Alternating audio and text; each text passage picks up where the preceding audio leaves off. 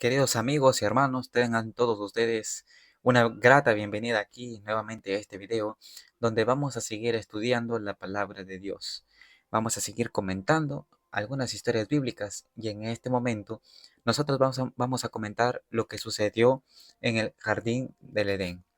En Génesis, el capítulo 1 y el capítulo 2 nos muestran las dos instituciones sagradas que el Señor dio, o mejor dicho, creó, él mismo formó aquí en la humanidad, para todos nosotros en este planeta. Y es lo que vamos a ver, cómo a pesar de la transgresión, esas dos instituciones quedarían permanentes hasta la eternidad, para que cada uno de nosotros se goce en esas dos instituciones. Pero también veremos la máxima promesa que Dios le hace a la humanidad, a pesar de que Adán y Eva cayeron en el pecado y la humanidad quedó prácticamente con esas desgracias del pecado. Ambos tuvieron una oportunidad de salvarse. Así que antes de poder empezar a estudiar, ahí donde te encuentras, vamos a orar. Querido Señor, te agradecemos en este momento por abrir tu palabra, porque al abrirla, Señor, nos abres un mundo lleno de promesas, donde cada uno de nosotros puede confiar plenamente, Señor, para así prepararnos para tu pronta venida y nosotros estar advertidos, Señor, de lo que acontecerá y también de la gran promesa que has dado, Señor, que cumpliste también de enviar a tu Hijo para morir por cada uno de nosotros, Señor. Te lo agradecemos en el nombre de Jesús. Amén. Muy bien, en Génesis capítulo 1 y 2 se dan dos instituciones importantes. Tú lo puedes revisar allí, los capítulos. Una es el matrimonio, que es una institución sagrada entre varón y mujer, y la otra es el día sábado, el día de reposo, que cayó en el séptimo día, que hoy, bueno, el mundo, la mayoría, ¿no?, de todos los cristianos incluso, lo reconocen como el domingo, ¿no? Pero bíblicamente el séptimo día es el día sábado, el día de reposo, donde Dios lo dio a la humanidad. Algunos dicen que Dios le dio solo a los judíos, pero no, no, Adán no era judío, Adán era de la humanidad, simplemente hijo de Dios. Entonces todos los que se dicen llamar hijos de Dios tienen que participar de este santo día del Señor. Y también, pues cuando ya estemos maduros, ¿no?, tanto psicológicamente, emocionalmente, físicamente, mentalmente, seres ya bien racionales, obviamente optar por el matrimonio, porque el matrimonio y el sábado son dos bendiciones que Dios le dio al hombre desde la creación y siguió permanente en toda la Biblia y también el día de hoy. A pesar de que el enemigo ha atacado estas dos instituciones, ellos eran perfectos. La naturaleza de Adán era perfecta, así como la de Eva. No tenían ninguna inclinación al mal. Ambos habían sido creados a la perfección. Eran de estatura semejante, no como ahora, ¿no? Yo mido unos 70 por ahí, unos 68, pero ellos eran obviamente más imponentes en estatura.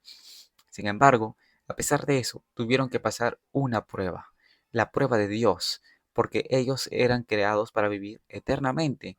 Pero si es que fallaban, obviamente, para que puedan vivir una eternidad feliz, tenían primero que pasar la prueba. Y esa prueba obviamente venía bajo una maldición. Y la maldición era que el día que coman del fruto del árbol prohibido que estaba en el jardín del Edén, ellos tenían que morir.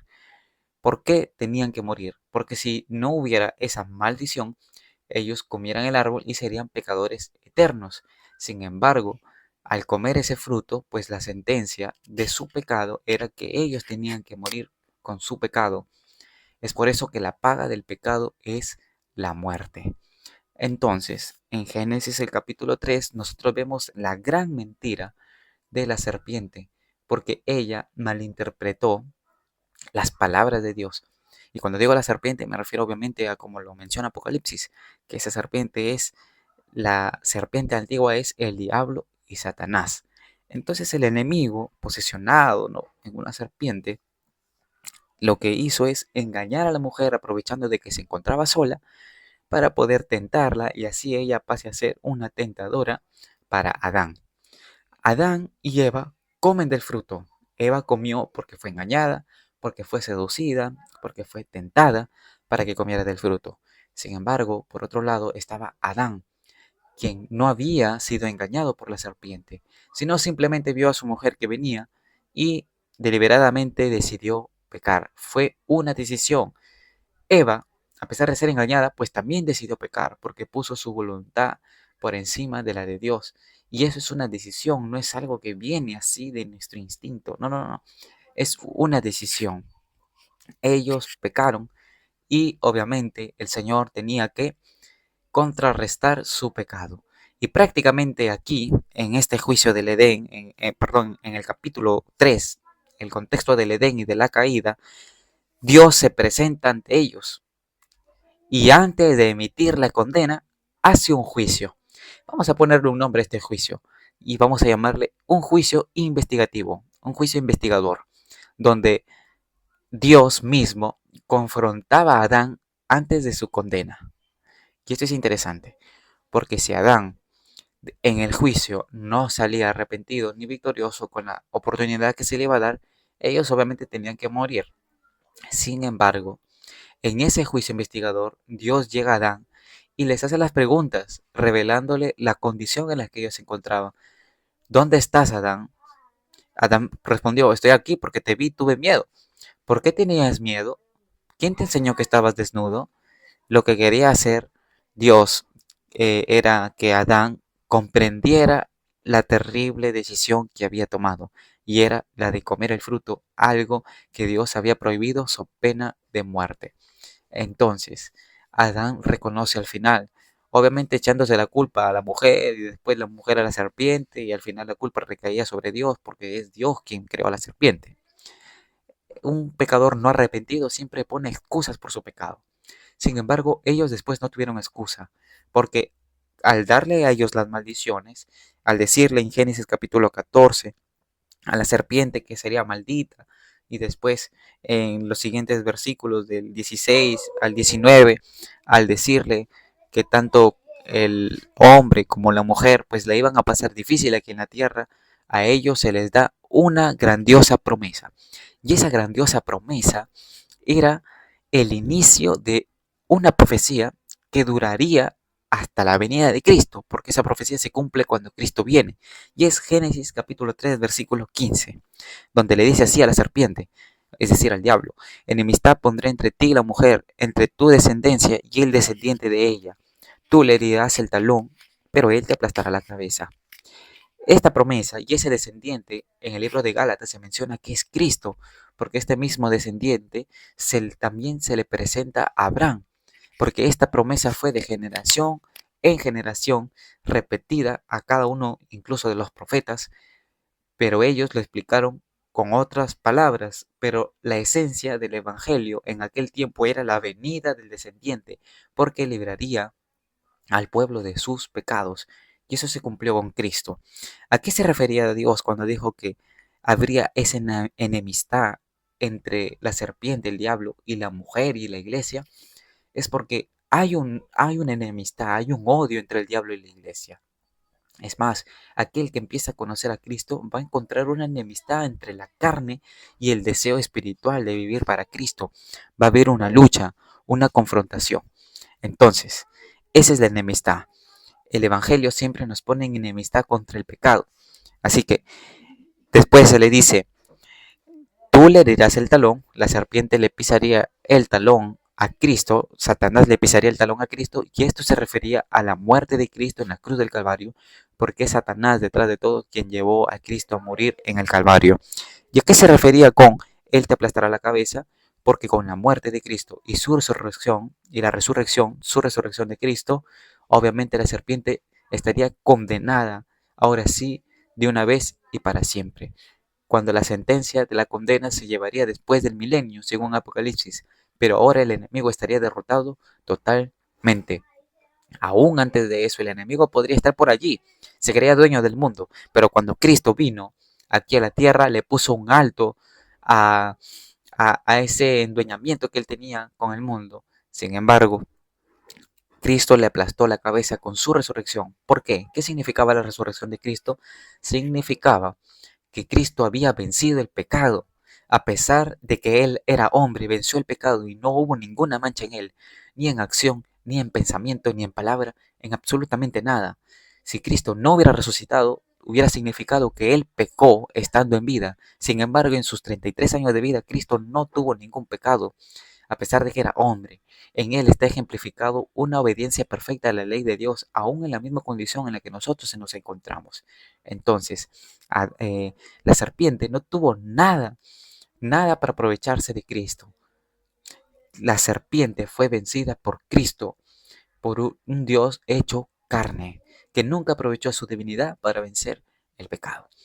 Esa es la promesa que se les hace a Adán. Sin embargo, ellos durmieron y no vieron el cumplimiento de la promesa, pero creyeron en esa promesa. Ahora uno se puede preguntar, entonces, ¿cómo Adán se salvó? ¿Cómo Adán y Eva no murieron instantáneamente cuando comieron el fruto ni después de la sentencia? Es porque ellos, al escuchar esta promesa, tuvieron fe. ¿Fe en quién? En ese descendiente que antes, en el Antiguo Testamento, ese descendiente era representado en símbolos, y el símbolo es el Cordero. Cuando Adán y Eva comieron del fruto, hubo alguien que tenía que morir en su lugar. Ellos no murieron, pero hubo un sustituto, un garante.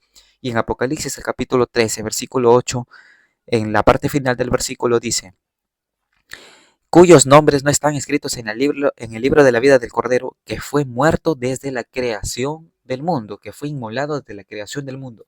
Hubo un Cordero que fue inmolado en la creación del mundo, y ese Cordero representaba a Cristo. ¿Quién mató al Cordero? Lo mató el mismo Adán y misma Eva, para comprender su pecaminosidad y lo terrible que es el pecado, tan terrible que lo llamaría a la muerte al ser a quienes ellos adoraban en el Edén, al ser que cada sábado los visitaba. Era terrible lo que ellos habían hecho. Y uno puede decir, pero solo era un fruto. Sí, pero era terrible porque ese es el pecado. El pecado, siempre Satanás va a venir haciéndonos mentiras sobre que el pecado es algo simple y sencillo, pero no, era algo terrible.